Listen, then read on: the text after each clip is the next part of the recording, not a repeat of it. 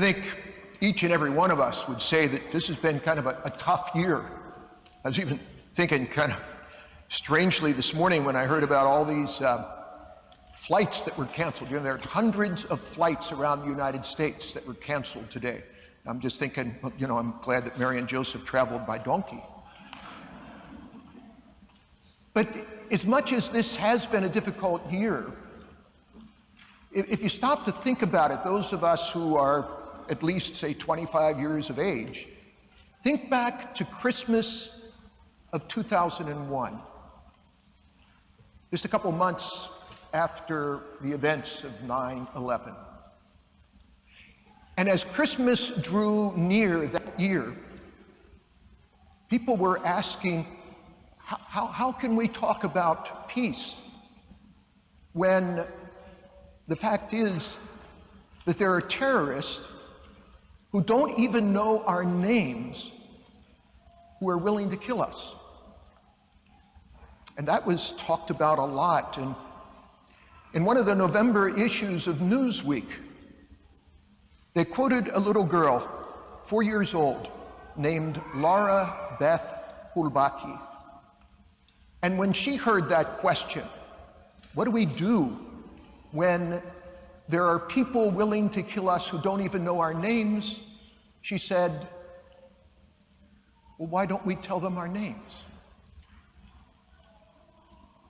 The fact is that a name is a very important thing. Names establish relationships. Names break down barriers. And names assure us and others of our identity.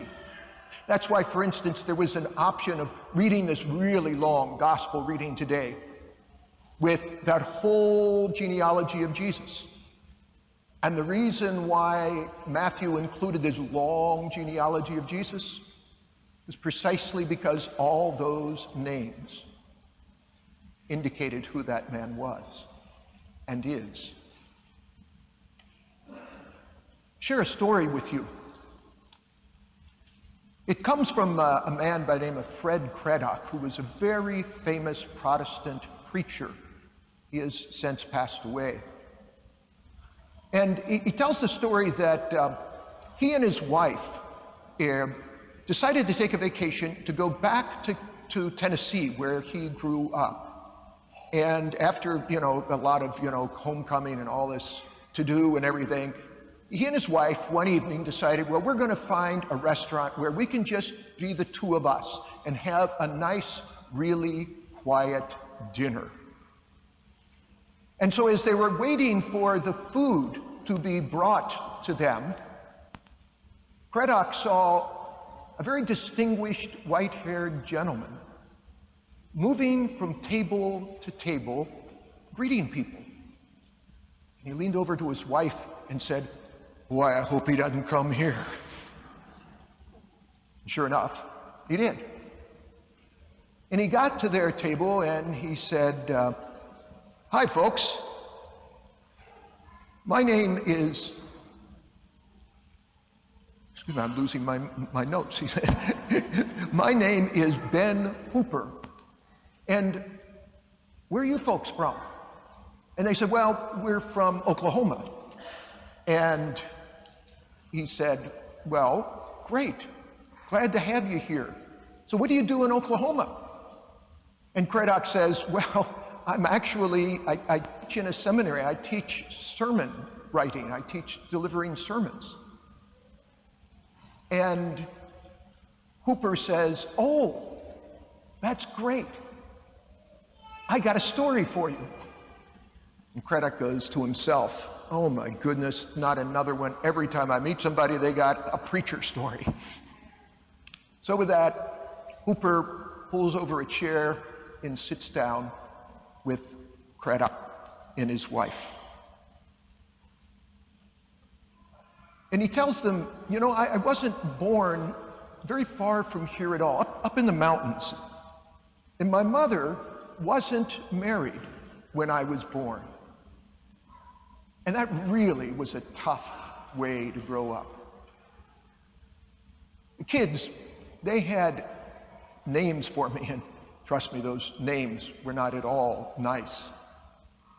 And whenever I could, in recess or during lunchtime, I got as far away from them as I could. I just couldn't take the insults. It really, really hurt. And even worse was when I would go downtown on Saturdays, and I'd walk down the street, and I had this sense that everybody was looking at me and saying, "Who is that kid's father?" Despite all that, Hooper was very diligent, even as a young boy, of attending church every Sunday. But he would come late and leave early to avoid seeing people and people giving him this stare. Well, it turns out that one Sunday there's a new preacher. And sure enough, the preacher got to the final blessing a lot sooner than Hooper had thought he was going to do, and Hooper had to walk out with everybody else that Sunday.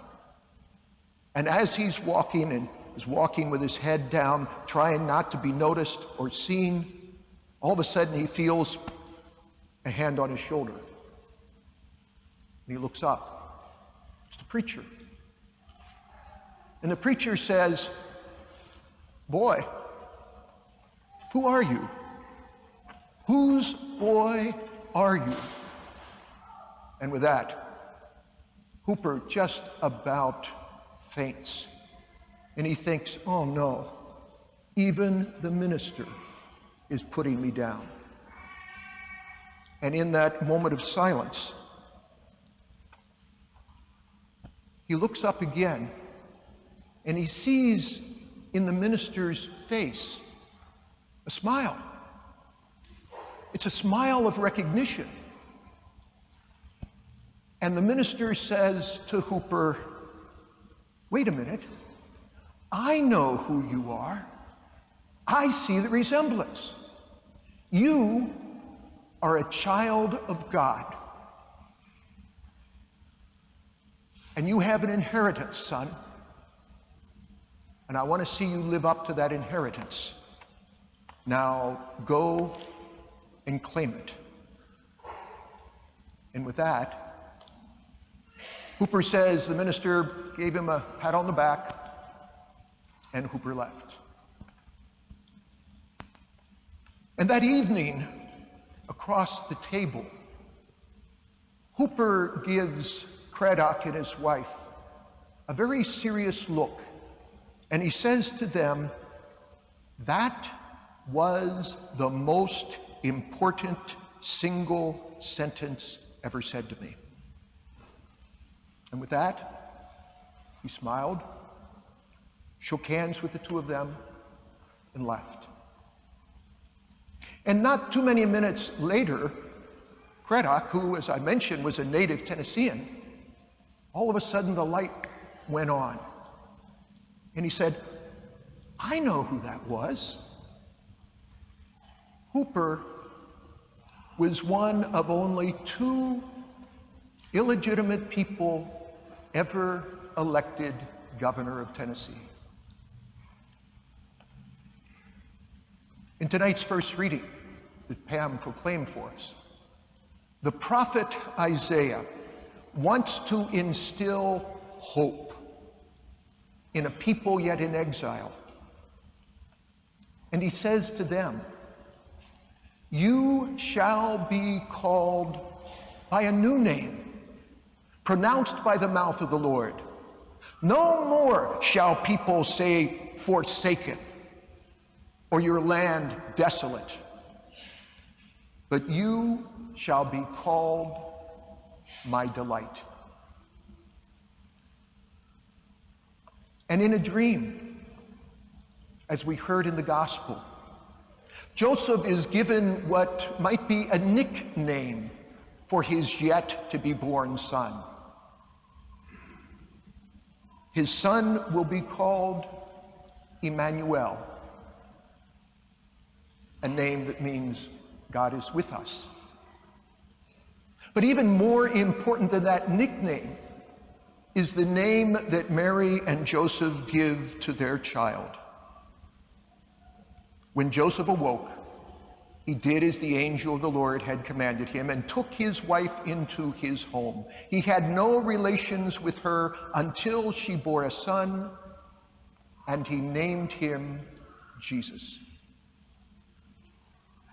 My friends,